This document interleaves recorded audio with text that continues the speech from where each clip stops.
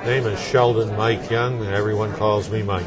Okay, what branch of the service were you in? I was in the Navy, Navy Hospital Corpsman. And tell us about some of the things you brought in today. Well, I brought in an article that was first published in the Dispatch and later was published in a magazine for senior lawyers called Experience.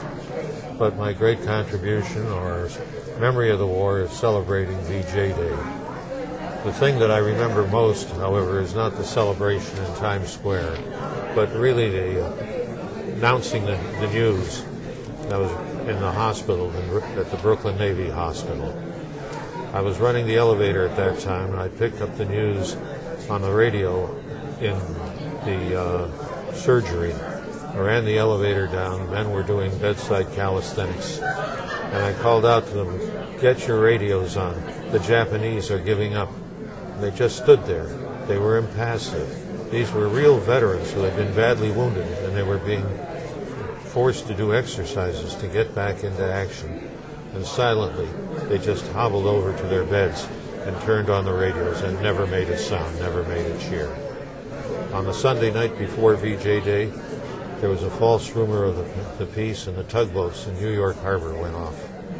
And when the real news came in on the Tuesday afterward, on August 14th, we were sitting in the barracks waiting for Clement Attlee to speak, and he said 3 words: "Japan has surrendered," and we were out of there. I had a check from my dad to celebrate, but I went to a bar in Brooklyn, cashed it, and took the subway down to Times Square, and I became a part of a crowd of 2 million men. We struggled to get through the crowd to get to Jack Dempsey's for what we heard was 1 free drink. And I do not know, I want to go ahead and be sure, make it clear, that I am not the sailor in the famous picture. And how that picture could have ever been taken with 2 million of us crowded into Times Square, I cannot possibly imagine. But this is you in Times Square after that celebration, right? No, that's me at Central Park. Central Park. That was 2 months afterward, after I had been discharged. And there was I had gone ahead and told my parents I was on a secret mission and that they weren't to tell anybody. When I got home a week after I was discharged, of course, they told everyone in the city. And I have no idea who it was that took this picture. Just got my address and they sent it home. It's a great photo.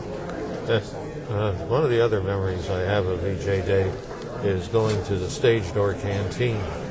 And there was a sailor with a wave on his arm, and they would not let women into the stage door canteen. It was for men only. We were told that at 11 o'clock, we were to sing "Hail, Hail, the gang's all here," but we dared not say hell. That was not permitted, and of course, all of us particularly shouted hell. What the hell do we care? But we were punished for our language by the fact that Admiral Halsey made a speech and preempted the program. At any rate, I think that one of the other fine memories I have of VJ Day is going down to Herald Square, where they have the bell ringers in New York. And these bell ringers were move at every 2 hours. And I saw them at 2 o'clock, and I figured, gee, they're really ringing in an era of peace. Little did I know.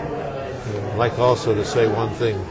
Anyone who thinks that Truman went ahead and did the wrong thing in dropping the bomb should come to the ward with me, where I worked, and see the men lying in beds with trapezes over their heads, tubes coming out of every orifice, bottles hanging there, and just multiply that by the number of American casualties that would have been held had we really carried on the Japanese invasion. I never felt that was wrong. I certainly feel sorry for the Japanese that were killed, but in the war, you get to a feeling of saving your own skin or other portions of your anatomy.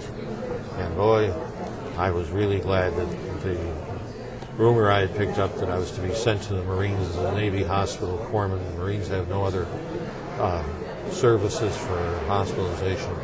I felt really great. The celebration, by the way, went on for days afterward. There were block parties in all the boroughs of New York. And on the Sunday afterward, I spread out the New York Times on the elevator that I was supposed to service, went to sleep, and 2 Marines finally got ladles from the galley and got in there and found me asleep on the deck.